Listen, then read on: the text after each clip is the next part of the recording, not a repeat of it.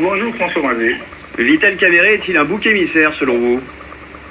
Je voudrais dire très exactement cela, parce que les détournements des fonds et la corruption en RDC ne sont pas vraiment l'affaire d'une seule figure politique, qui est Vital Kamerhe. Vital Kamerhe aujourd'hui est perçu comme le mal du Congo. C'est comme si c'est lui qui fait que la population aujourd'hui puisse continuer.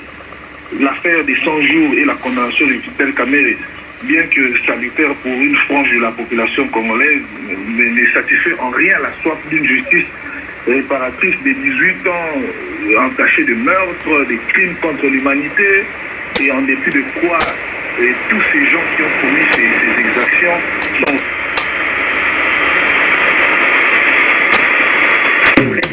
Dieu le veut, je comprends bien que vous estimiez que la justice congolaise devrait aussi ouvrir des enquêtes contre les proches de l'ancienne présidence. Mais justement, si la justice congolaise...